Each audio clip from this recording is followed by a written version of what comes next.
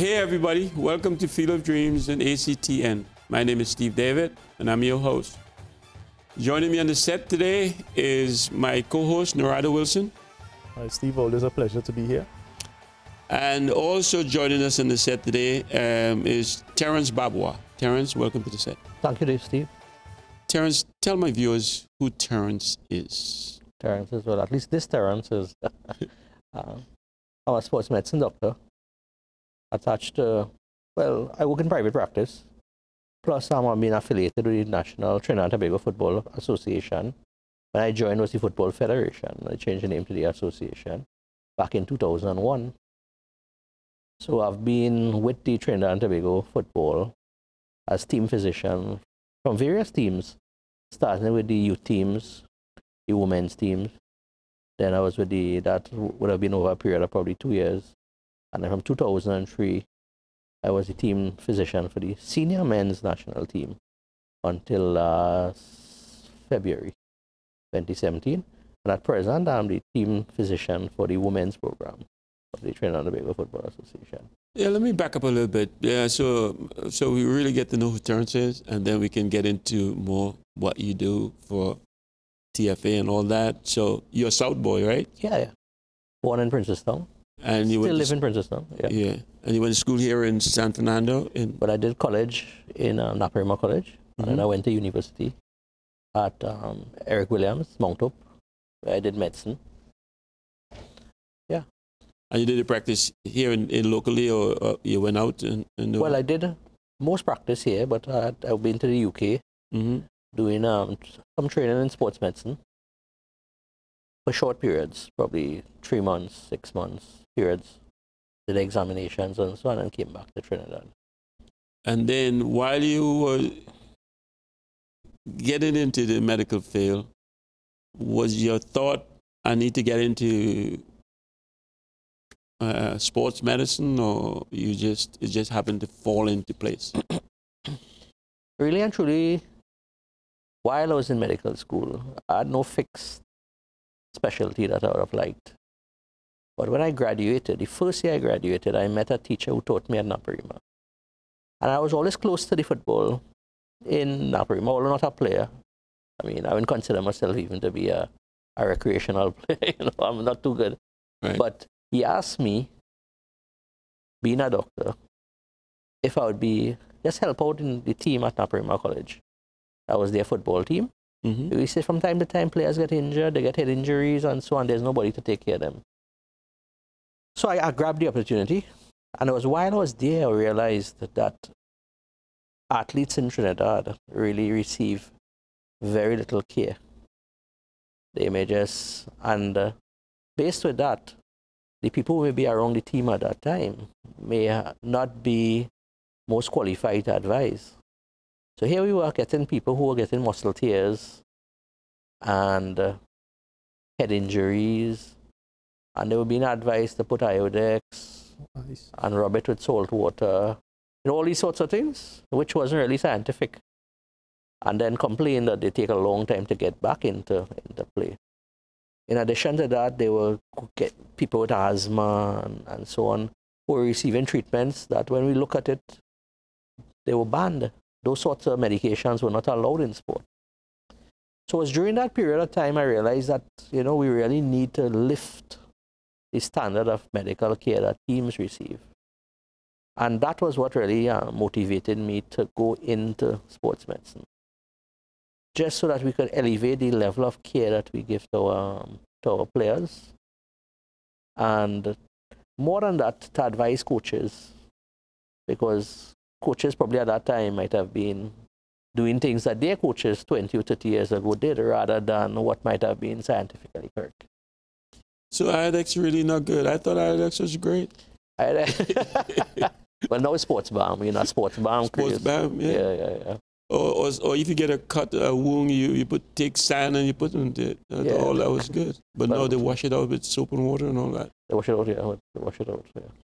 Yeah, you know Narada Wilson at all? You ever heard of Narada? Big-time agent? We've met probably once or twice before. Right. But I know, the medical department in sport is very important, especially with the high risk, players at high stakes. Considering the time back then to now, do you think Trinidad has reached the point with your involvement over the years that we are closer to reaching where the international benchmark for medical care in our sports and football in specific should be? Probably every day there are advances in science. Right. But I could say in the last probably 20 years that we have come a long way. We have come a long way. Maybe we still have a long journey to go. Yeah. Because when you compare things that might be available in the US and Germany and these places. But I think overall as a sports medicine fraternity, we have come quite a long way where people now, they have a lot of avenues now where they can get treatment, rehabilitation. Some of the techniques we do in Trinidad are comparable to anywhere in the world now. You know, stem cells, blood injections, all these sorts of things. You know, we offer it here now. But I can say sometimes the knowledge that's up there doesn't really filter down to the average player. Because I also do some research, and we were looking at simple things probably 3 or 4 years ago.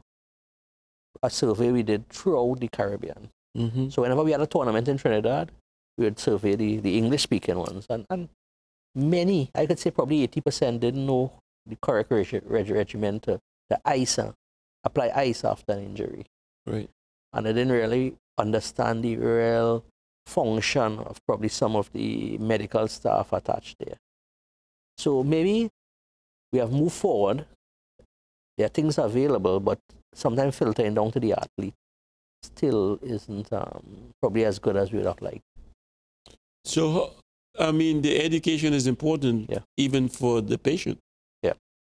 So how we get that down to especially the younger players, because as a professional that I played, we kind of know how to rehab ourselves, even though we get instructions from doctors, but we help a lot at home. The younger players don't know that, right? And they hurt themselves more. Comment on that.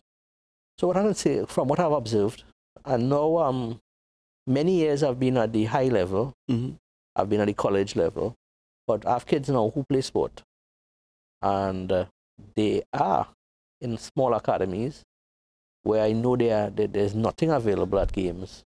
So now I find myself covering these games because there are no facilities there. So I think that we need, if we are to succeed in disseminating this sort of information, we need to work at that level. Now, sometimes when you work at a higher level, you really can't understand why it doesn't filter down. But when you work at the grassroots level, you realize that maybe because we have so many people at that level that filters as we go along, that might be an appropriate way to start. Maybe in physical education at schools, which is really, I think, not very seriously. It's not very, primary schools take it very lightly, but that would be a good avenue to start basic things, basic nutrition, basic care of injury, just basic things without too much science into it. Good hydration, good nutrition for sport, how to prevent injuries. There are many people at a low level can't do much, can't balance on one foot. And they go through life like that because these are the deficiencies of the system. So maybe we could look at these smaller clubs. But again, a lot of things at these smaller clubs depend on volunteers. And we become very Americanized, Steve. We become very, very Americanized where everyone wants something for, there's nothing like that sense of volunteering being present. Right. So I think a better way might be just to probably incorporate small bits into the curriculum, probably in the physical education classes. So you said like start from the school or... Yeah, and we need to start young.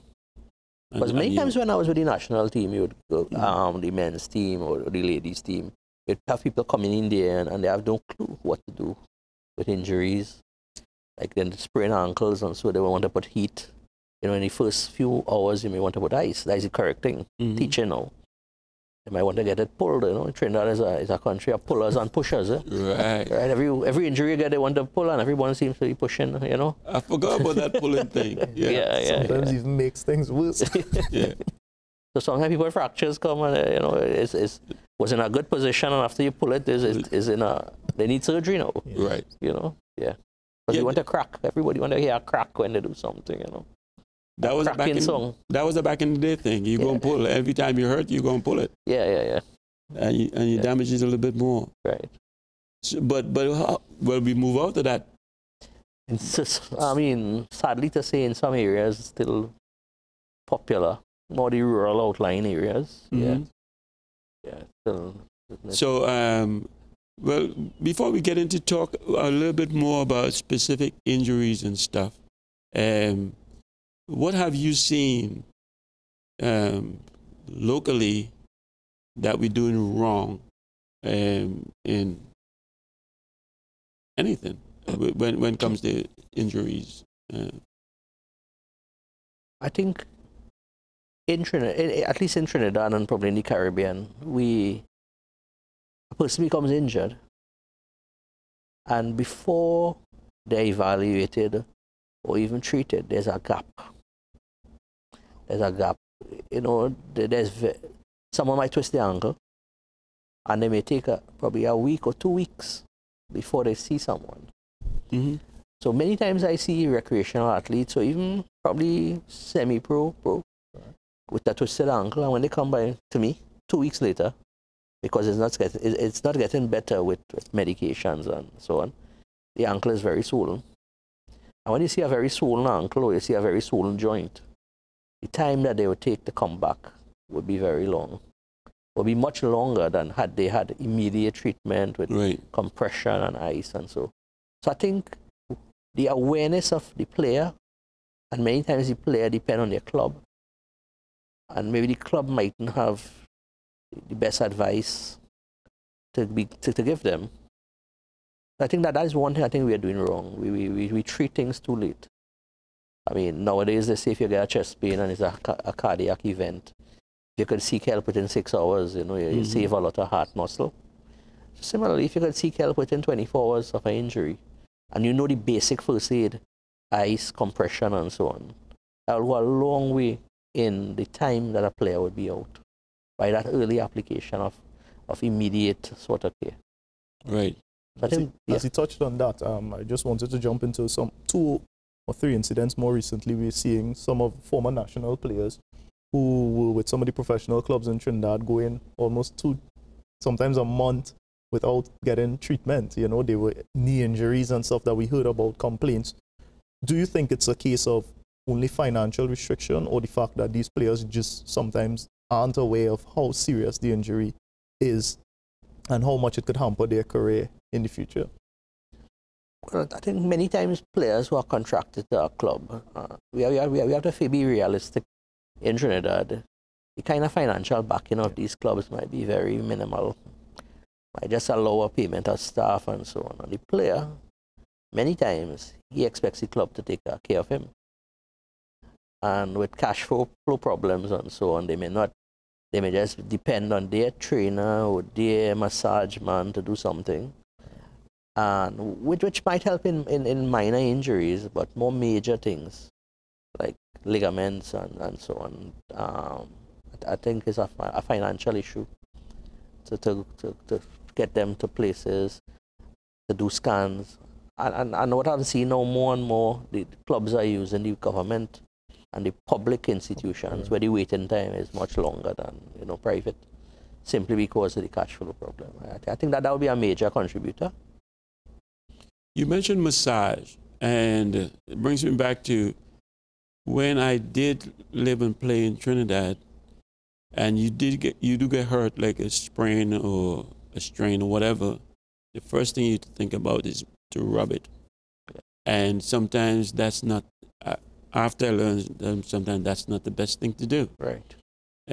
So, tell me how you feel about how we educate the people to understand that, the first thing you do is to get medical treatment and let them direct you after that. Right. So I'll touch on the point that you brought up, that in Trinidad everyone wants a massage, and that is one of the fallacies that maybe has gone from generation to generation. This act your hands on Now, massage is a role in injury treatment, injury prevention. But for acute injuries, when something happens, no, probably within 3-4 days, massage is not the ideal thing. Right. Because when you have an injury, it stimulates what they call an inflammatory response. So you get the area might be warm and red, and you can't put pressure on it and so on. And that's what they call the acute inflammatory phase. And that is an important part in healing, but we need to control it. If it's over-inflamed, it takes longer to heal. So we aim for optimal kind of treatment, optimal amount of inflammation to allow healing to happen. And when healing is happening, now the body is trying to lay down repair blocks to overcome the defects in the muscle or the defects in the ligament or so. And when you go to rub, what you really do is try to destroy it. So the building blocks you're trying to put down are being removed by the massage. Now there's a time probably around 8 days, 7 days, 10 days, I mean it depends on the injury, where you'll get scar tissue starting to form. And that's the ideal time where you go for massage to ensure that it doesn't form as a clump. Right. But is more spread out according to the muscle or the ligament or so, to allow it to take more stress. If you have a muscle tear that just heals with a lump of scar tissue, when you go back out, the muscle is tight and you'll tend to burst it again. Or re-sprain your ankle or damage your ligaments again. So massage is important, but the timing of massage is good. And that's why I think that we should go back to basics to know when you get an injury. We want to apply ice. We want to compress it. If it's an injured ankle or foot, we might want to elevate it, you know, so on. And if you do basic things and it's still not improving, then maybe it might be a fracture. Maybe it might be something worse than you thought. But once you do that basic correcting, correct mechanism there at injury, I think that it'll go a long way to coming back quicker after an injury. I remember, my doctor, as a professional, the doctor said to me, every time you rub it, just like you said earlier, he says like a wound trying to heal, and it has a scab, and you keep taking it off, taking it off. But when I kind of run away from massages. I don't even massage when I get injured because it's the ice or the heat or whatever, but I don't rub it anymore. But when the scab becomes well incorporated into the tissue, it's not a bad time to rub it because it can't be removed anymore. It's just to align it. So there's a role for it, but I think the timing of it is important. Right. So the massages out there, you can still do it, but not right away. Right.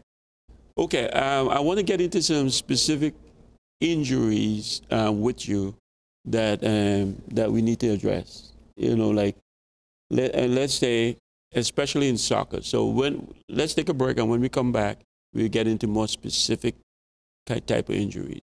Viewers, we'll be right back after the short break.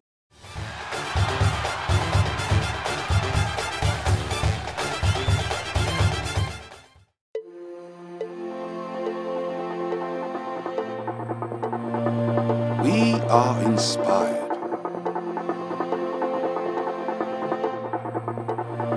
We are practiced.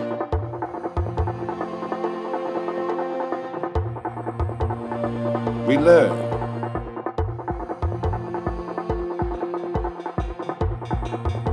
We have challenges. We are supported. We persevere. And we shine. This is our commitment to you.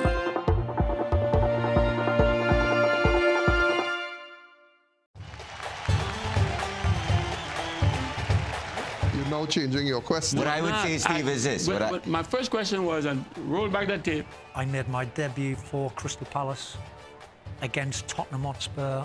My responsibility was to get the ball and make things happen offensively. In all the time we've played together, I've always been the decoy. Welcome to Field of Dreams on ACTN. My name is Steve David, and I'm your host.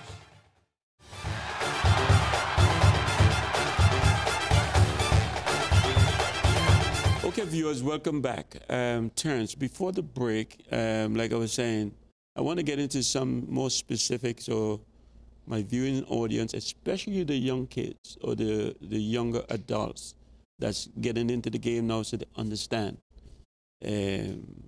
specifically what they have to do for certain things like a sprain.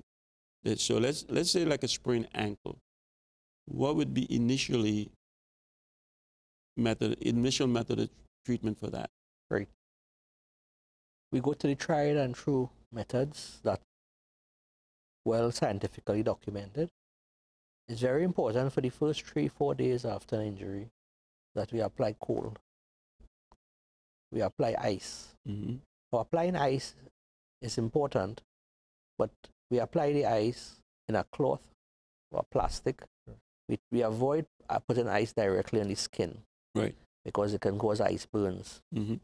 So we apply ice. We could apply frozen peas.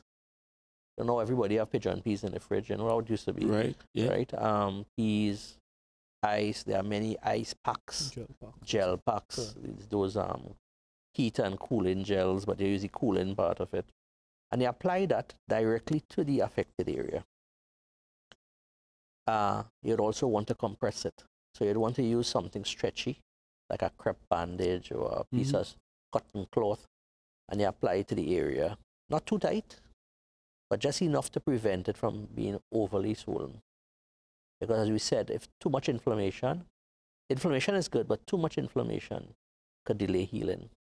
So apply ice, you could compress it with a cloth. And I mean, nowadays everybody know the figure of 8 bandage where you just attach it and you go around like an 8 around the ankle. Ice. And for the first probably 24 hours, you may want to elevate it. By elevating it above the level of the heart, it encourages the excess fluid to come back to the circulation. Right. Right. Would you recommend a timing of doing that? Is it for a long period of time? I would say probably about 3 days, Right. 4 days. But we use pain as a guide. Okay. We use pain. As the pain improves, we tend to move on to the other And phases. do you leave the ice on for any Right. length of time? The Or- ice, we apply the ice or any cold for 15 minutes to 20 minutes every 1 hour. Okay. But with students and so, as you mentioned, they may not be able to do it every hour, so they might do every 2 hours. Right. But the area of the purpose of the ice, one, it does decrease pain. It does decrease the width of the blood vessels, make it smaller, so you don't get the excess blood flow to the area. And it helps the tissues that may be vulnerable because of the swelling, that may have a higher chance of dying to rejuvenate. Something like a sprained ankle too as well. There's not a specific spot. You follow me? Yeah. So be sure you're feeling it all around. So my best method for me that I've used is there's a little guard that you put on your toes, because when you stick that in an ice bucket, it burns your toe. Yeah. Right. So put a little guard on there and stick the whole thing in there so I'm getting everything. Right. Is that like a better method of icing? Well, it's an alternative to it. And for the feet, yes, yeah, I believe it could add some advantage in that it's like you just attack everything. Everything one Yeah. time, right? So in case you miss really where the injury is, then yeah, you get it, yeah. So I guess, yeah. Because sometimes the pain radiates, right? Yeah. You feel it here, but the problem is really Right. here. Yeah, it's really there. So yeah, I guess, yeah, that would be alternately, but I mean, an alternative could be they put ice packs inside, outside, depend on yeah. And why you talk about ice packs? So peas or so, you know, you could just put it back in the freezer and it freezes again, you know, in terms of yeah. And how you feel about hot and cold treatment? Right, so there's a school of thought that thinks that maybe after the acute inflammation, that's when the pain starts to go down, the swelling starts to go down, that we'd be able to probably, you know, contrast. That's probably 4 or 5 days after the injury. I mean, not much science behind it in terms of evidence to say that it works or it doesn't work, but it's a method of treatment. But you don't want to use too much heat too early, because it opens up the blood vessels and it causes more blood flow and increases the swelling. And we want to control the swelling in the first few days. So if you do go ice and cold, it'll go probably 4 or 5 days after the initial injury. But what does ice really do? Does that slow the blood flow or increase blood flow to that area? Right. But before I answer that, I'll just say it's a natural phenomenon after an injury to get an opening up of the blood vessels, right? Because of some of the chemicals released from the injured tissue. The ice causes the blood vessels to decrease in width and diameter. Right. So we limit the amount of blood flow to the area, which is a natural tendency to have an increased blood flow there. And that's why we get the swelling. So the ice causes a decrease in the width of the blood vessels, and that goes to the injured area, which would optimize the amount of swelling we would get there to allow healing to start to take place. So you want to minimize blood flow in that area to yeah, because there's a natural tendency anyway for increased blood flow. Yeah. And like you said, compression is important. Yeah. So this is another thing that we did as a professional. You strap your ankle, not too tight, but tight enough to hold it, and try to put pressure on it. And this, again, our thought process was to kind of try to get the swelling out, because once you move the muscle, it kind of gets the swelling out. Is that factual, or were we hurting ourselves more than anything else? Right. So I mean, by the swelling, anything that would reduce the swelling would be helpful. So it's not a matter that it will be harmful, or the compression would reduce the swelling, and but putting too much weight on an injured joint or too much pressure on an injured joint too early may also be counterproductive. Depending on how bad it is. Yeah. Well, we've always had a thing saying if you don't heal in a week, then it's you need a doctor. Right. Yeah, certain injuries. Yeah, many injuries heal within a week. Right. But muscle tears and so would take longer. Ligament tears would take longer. But a week, maybe 10 days, 7 to 10 days, you may need to review it. What body part is the worst or the hardest? Not the worst, but the hardest to heal? The spine, the brain, the spine and the brain. Because bones break. Right. And even though they may not heal perfectly, they heal. But sometimes you get head injuries or nerve injuries, and you just become totally out of sport. You leave sport, you retire from sport. Because the nervous system, the tissues in the nervous system, they play a very important function, but they're very easily damaged, and they take very, very long to heal. So you may get a muscle tear that heals within 4 weeks, but then you might get a nerve that's torn, and after years you're still affected by it, despite everything. And they do have injuries that linger on. It's like somebody says, it's better you broke it than strain it. Because, ligaments and tendons and stuff like that. The problem with that is that players always have a game to play.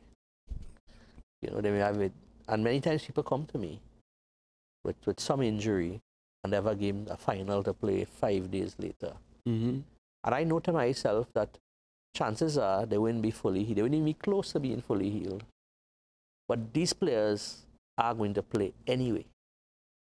So my role here is just to kind of reduce their pain a little bit, because regardless of what you tell them, an athlete who trained 4 years to go to a World Cup final, who is injured, he's going to try his best to play.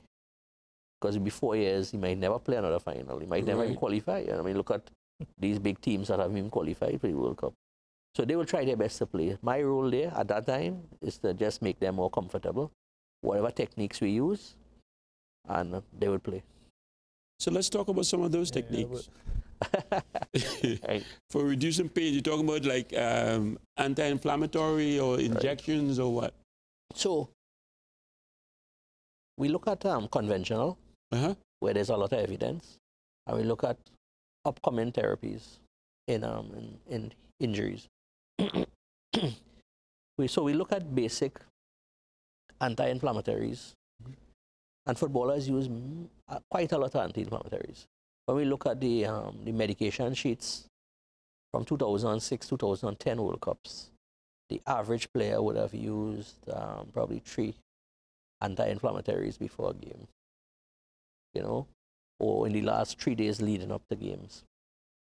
I mean, when I even look at our team in 2006 when we went to the World Cup, for the first game against Sweden, out of 23 players, 18 had some kind of anti-inflammatories within the last 24 hours. So, yes, there's a role for anti-inflammatories.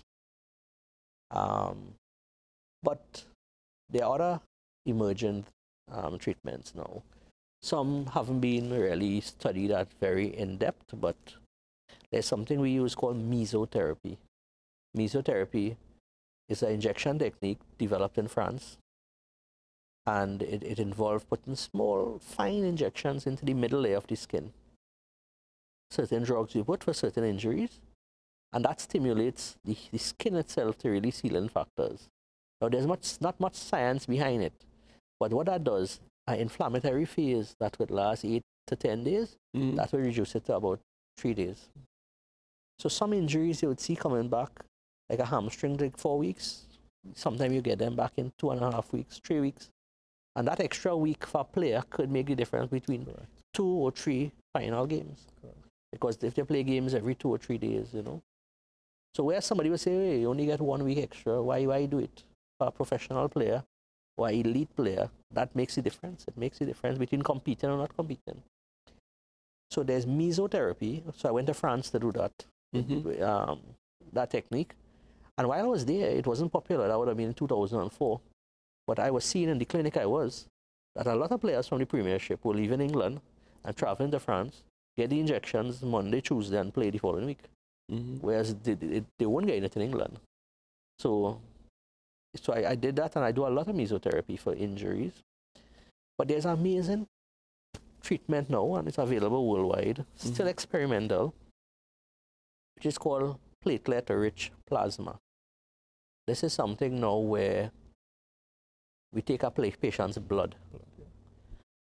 It's spun, and the platelets are parts of the blood that allow clotting. And it's found now that platelets have a lot of growth factors in it and healing factors in it. So we do that, we spin it, and by spinning it, the platelet concentration becomes very high in a small amount of fluid. We extract that, and we can use the ultrasound now and locate where the injuries are and inject it directly into it. And that is making a lot of difference now in time to return to play. And more I'm using it for like arthritis. Because many people don't want surgeries and so on when they are 60, 70. And we use it and with very good results. Is it a temporary thing, or is it like it promotes healing? The exact mechanism is not known, but the pain and inflammation and so is much less. Right. So maybe it hasn't been used long enough to see whether or not there's actual regeneration. Correct. But at the end of the day, when you're 70 or 80, or I mean, quality of life isn't very important, you know. Right. Not so much. Many people don't want surgery at 70, 80, and if they can find something. So, I mean, my experience, I've been using it a lot for the last 3 years, and I'm seeing some good results. I can't say it's permanent, but improvements. Yeah. Then there's stem cells. Not many people do stem cells. It's now becoming in vogue. There are a lot of ethical issues whether it should be done or not. So I don't think we have approval yet in Trinidad to do that. But I know some people would be fiddling around in that. So yeah, but yeah. Something I wanted to touch on, as he touched on the stem cells and some of the other treatment mechanisms. There's also the WADA, which is the doping situation. And with some players getting a lot of information, have you seen that our players understand, or our medical staff do take, precautionary measures in terms of issuing certain drugs or treatments that may fall on the list as banned substances? Because in Trinidad, we've never really had any athlete that has, not any big case that has involved any athletes being banned for some sort of drug that was on the WADA list, and is that something that you take a lot of precaution in when dealing? Right. So I can speak from the point of view of football. Football, correct. But other sports, they have been banned. Yeah. Football, well, when I was there, and I was lucky to be part of football when sports medicine was being evolved. Correct. And as I mentioned earlier, when we were at college, we were seeing players receiving medications they should not have because they're not allowed in sport. Right. So what we would do, players who are injured, players who are injured or ill, we have a list of, we have a bag of medication that has substances that are allowed in sport. Right. So if I have things that are not allowed in sport, that would be because my role with the team is not only for the players. Yeah. It involves the people's staff, and staff get sick and staff have problems. So I'd have that, but separate. Right. And we just use medications that would be allowed in sport. There are some of these cough medicines and so on that contain stimulants and so on. So, because, I mean, certain medications might have 4 medications in them, and one may not be allowed at a certain level in the sport. And so we do our best to educate players. I mean, players, when I was there, would have my cell number, now with WhatsApp, emails. So if they take our medication, they could just send me to know. The problem we had there is that sometimes they take our medication as herbal. Good point. And sometimes by taking a herbal medication, well, we are not trained in herbs to know whether or not a substance that may be called substance X is, what is it? We don't know the drug. Right. And WADA doesn't give a list of herbs. So that would be one little problem. Another problem that we may have had is that you're passing through the airports, international airports, connecting flights to come to play international game. You feel a sore throat or you feel some cold coming on, and you might go to the pharmacy in the airport and just purchase something. Nobody knows, So these are the things that we had, and the communication gap at that time, because of the hour they may be traveling, we may not be able to get a response. But that happened very, very irregularly. Yes. But while I was there, I always advised them to take things and let us know, so we would not, we wouldn't have that kind of problem. Yeah. But again, in sport, in football, team sports, the most abused drug internationally is social drugs, marijuana. That most people test positive in team sports, unlike individual sports where anabolic steroids are number one here. So yes, we had player education, but I think there's a lot more to be done at the lower level. Okay, do you see players like, again, I go back to myself, when I played ball, they would say to me, Steve, you're too tough for your own good, because I played through pain. And I want you to think about that, because I need to take a break. But when we come back, I will pick up that question with you on that type of player, and are they hurting themselves more than helping themselves? Viewers, we'll be right back after the short break.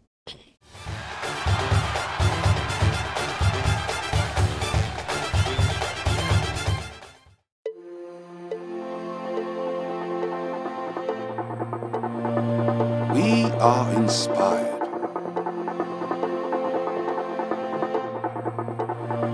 We are practiced.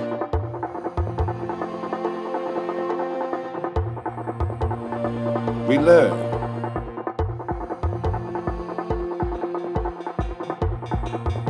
We have challenges. We are supported. We persevere. And we shine. This is our commitment to you.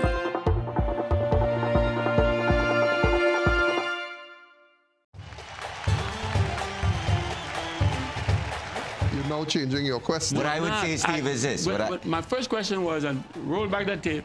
I made my debut for Crystal Palace against Tottenham Hotspur. My responsibility was to get the ball and make things happen offensively. In all the time we've played together, I've always been the decoy.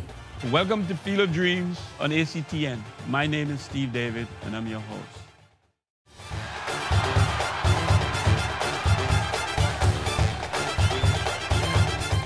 Okay, welcome back, viewers. Yeah, Dr. Bagbo. Like I said, the doctor used to tell me, Steve, you're too tough for your own good, because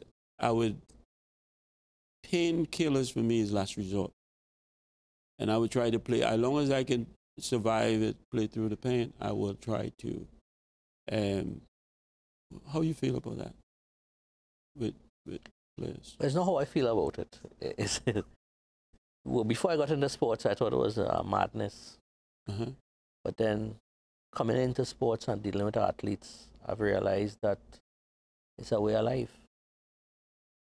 The great Leo Ben-Hacker said to me one day, there's no player he knows who doesn't play through some pain or some nickel. Right. They always have something. It's about managing it. And so we meet athletes who really are too tough for their own good. But then we have to look at the psyche of our athlete. Right. And part of what makes them an athlete is a mindset. So athletes use a lot of coping mechanisms. So they may have an injured arm, and they use some dissociative techniques where they just ignore that pain totally. Right. Or as far as they are concerned, the arm, they look at the arm as being separate from the rest of the body. So they play through pain. And they play through pain for many reasons. And I have seen no problem if a player wants to play through pain for a limited period of time, a game, a part of a game. But when you need to play through pain every day, and many times you pop a pill before you play, there are many, many problems associated with that. And sometimes in a long season, take a week or two, get some treatment, get some rehabilitation, and go back. Because there are a lot of detrimental effects of popping these pills too often, taking repeated steroid injections and so on. But again, it's the psyche of the athlete.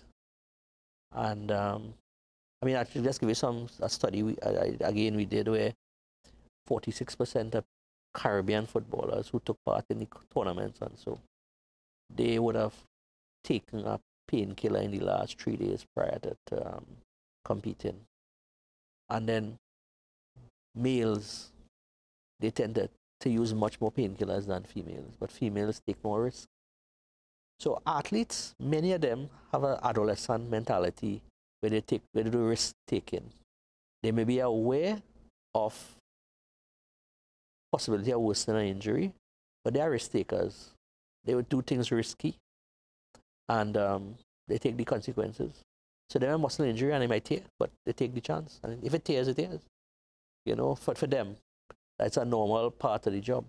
And that's why I resent taking the medication, especially the anti-inflammatory, because there's side effects to everything you put in your body. Definitely.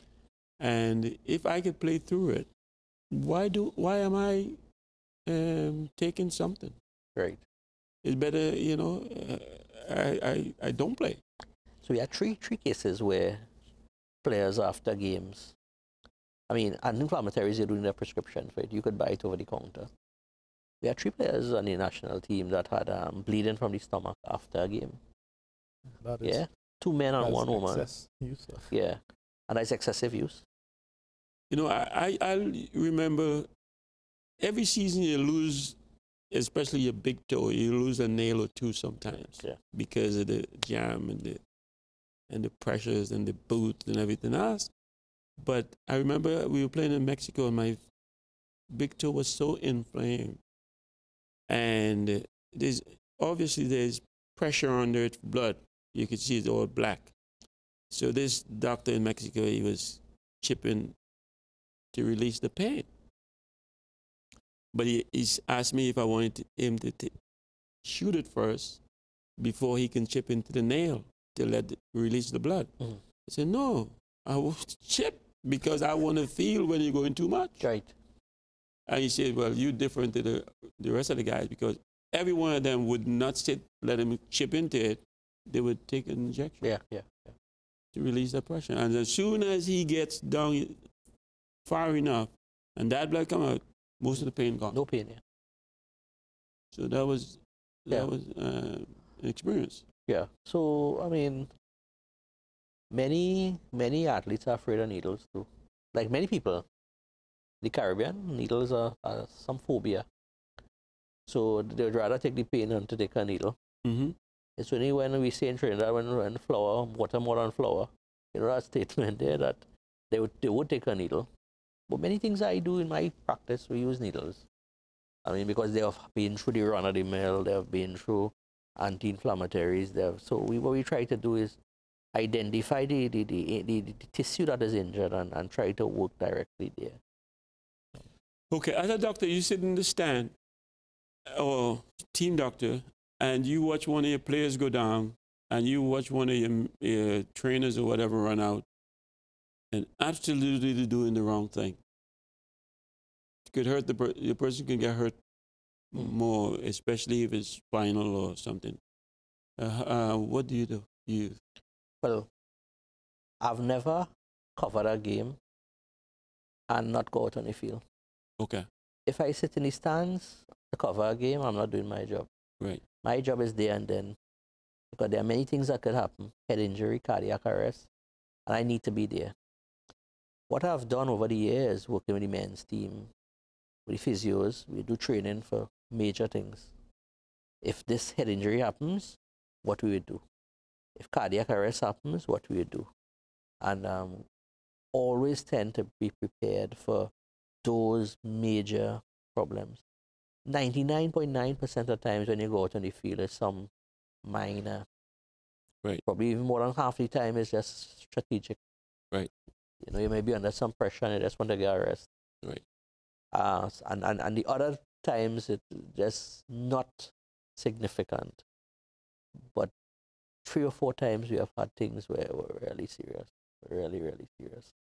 And that's why I believe that you need to train medical people there at the sideline. So I wouldn't sit on the bench or sit in the stands while a game is going on. I need to be there. Because at the end of the day, we have to protect the player. We have to let the staff know whether or not we need to change. Sometimes someone has a muscle tear, fracture or something. But we need to let them know early. So I think that you really need to be there rather than away from the. Yeah. But in a team, and I think part of the medical team, with any football team, we need to have regular training, regular communication between the members who will be going out there. What to happen, what emergency plan we have, what's the latest guideline in CPR. That change every 3-4 years, so you need to be updated. How you get players off the field with a neck injury or a head injury. I mean, my second game with any national team in Trinidad, Marvin Lee broke his neck. I was not going to ask. Yeah, Marvin Lee broke his neck. And I mean, there's so much misconceptions about what went on there by people who weren't there. You know, and we still hear it from time to time. And so you need to be there. You really need to be there. Right.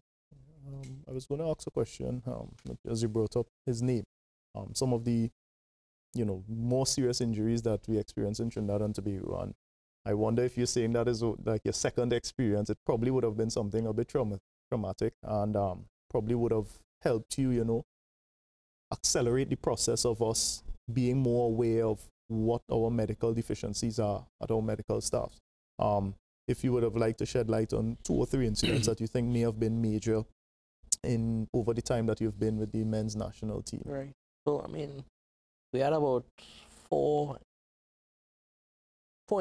major things that, incidents that I believe that would have required a lot of care and expertise at that time, compared to probably hundreds that don't. My second game with the under-20 team, Marvin Lee, in the 3rd minute of that game, he hit his head into Donovan's chest, and he fell at the ground that is now Marvin Lee Stadium. I can't remember what was his name at that time. Just as he fell, that's how he was. He could not have moved after that. He was paralyzed from there. Getting somebody with a head injury or a neck injury off the field takes a lot of expertise. I mean, I know it is. People get hit in the head in Sobo and diarrhea, and many times they just lift them and bring them off. But you need to keep the head in line. You need to get them on different machinery. You need to get them on proper spine boards and so on. And if you don't have the proper equipment, you need to hold the head in a certain position until we could get a collar on and so on. So that is one, but he wasn't unconscious, he was conscious. So that would have been in 2001, right? Yeah. 2007, in a Gold Cup in the US, Anthony Noriega. Correct. He had a collision against the US and he was unconscious. He had a little bleed in the head. So that was another one. There was a women's game where, and this would have been sometime in 2003, where during a game, a girl had severe pain in the calf. Severe pain. She just developed that. And that turned out to be a compartment syndrome where the pressure built up very, very seriously. And we had to get her off an emergency surgery. Otherwise, she might have lost the function of the foot. So that was another emergency. And then recently, in 2016, we had the injury where John, the goalkeeper of Trinidad, got hit and was unconscious on the field of play. So those were the ones that really required a lot of expertise there. Thankfully, we haven't had cardiac issues there. But I mean, that in itself would be a nightmare. Yeah. So with all we've been saying, Steve, I think that we need to, we talk a lot about treatment, but I think we need to talk a little bit about prevention. Because ounce of prevention is worth upon a cure. So tell me, some of the preventative measures we can take. Right. So in football, FIFA over the last 10, 15 years, they developed a preventative program known as the FIFA 11, where we incorporate exercises that is specific, but it's like, so it's not like gym exercises. It's exercises you do on the field where you develop balance, where you develop core strength, where you develop flexibility. And these are just take 11 minutes to do. Right. And if done 3 times a week, could reduce the amount of injuries by about 35 to 50%. Okay. And these are the type of injuries that we need, that the bread and butter type of injuries, the groin strains, the hamstring strains, the ankle sprains, things like that. And I think that we need, especially the younger age group, to let that be part of the preventative program. It's not something I think you could implement at a national team that comes in for 2 days to play a game and leave. We need to implement that at a bigger level. Last year we tried to start it. We launched it, but the follow-up hasn't been great. Another preventative aspect is preventative refereeing. So many times, like when you look at analysis of data, elbow to head, you know, you jump for a ball in your elbow, that was causing a lot of concussions, and that is now banned. Yeah. Elbow is a red, clear elbow is a red card now. Right. Tackling from behind. So referees need to enforce the laws. Many times there are laws they're not enforced. So by enforcing, reducing foul play, that is also reduce injuries. Correct. Now, in an attempt to reduce the chance of cardiac arrest happening, athletes, and we do a lot now in the federation, we do screening to see if they may have some condition that might cause them to collapse. And I think over the last 4 years, that's been a big part of the cornerstone. All national teams, before going into major tournaments, they have this screening. The problem with screening, too, is that it doesn't filter down to the average man. So I think many players who play in the secondary school football league never had a checkup. And I mean, we have to face the facts. It hasn't been done. So anything can happen at any time. And we keep saying God is a trainee, but, you know, I just saying sometimes that sense of luck might run out, you know. So prevention now is becoming a much more important part in preventing injury, preventing illness, you know, things like that. And flexibility is strength. I always say that. And so it's good to do a lot of stretches. Stretches. Make sure joints loose. Right. But balancing. Balance. Right. Sometimes you jump for a ball and you don't see where you're landing. Right. So sometimes you land off balance, you twist your ankle, you twist your knee, you know, things like that. Right. Even a simple thing as the surface of a playing field. Many times you play things on the hours before goats and cows are there being grazed and big holes in the ground, and so you know we speak about it. Yeah. So they put like a ball and you put a piece of board on it and you balance. put it, and you know all that is good technique. Yeah. Standing on one foot with your eyes closed is good. Right. You know, all to get a sense of balance going there. Yeah. So when you come down. All right, we don't have much time, but in important, is there anything you might want to say to our viewers or the younger people out there who should know things they should know or things they should do before they go play or doing the game or whatever? Well, I think that anybody involved in sport should do some sort of warm-up and cool-down. Warm-up before and cool-down after training sessions. Right. They should pay special attention to things like balancing, flexibility, core strength, if we had to prevent injuries. But many times, despite all that, people still get injured. And when you get injured, you want to apply basic first aid as soon as possible after. And I think that I would like probably all teams, grassroots or not, to have a compression bandage, at least in a kit, Right. an ice pack, a tape, just basic things. They don't need to get a $500 bag. They can just get everything there for $100. I mean, I don't think it's beyond that grassroots team. So that something happens, they could apply immediate care to them. Okay. And then if they're not settled within that few days, as you mentioned, then you may seek help, public, private, whatever, because it may be something a little more than we think. So I think that, I would just like to add quickly that he spoke of the FIFA 11 health program, and while I worked at FIFA in 2012 to 15, and I went to these conventions, his name was there. So we're dealing with somebody who has the experience at the highest level in football and should be somebody spearheading a program for specifically Trinidad to get our medical levels up in sport. Yeah. Dr. Barber, I want to thank you so much for being here. Thank you. I'm very appreciative. We really appreciate you. Yeah. Thank you. And as a nation, we're lucky to have you as our doctor for the team. Right. Thank you so and much. Keep up the good works. Nirada, thank you as well for being Always here. a pleasure to be here. And appreciate you too. Viewers, thank you for tuning in. ACTN, thank you for giving us the opportunity.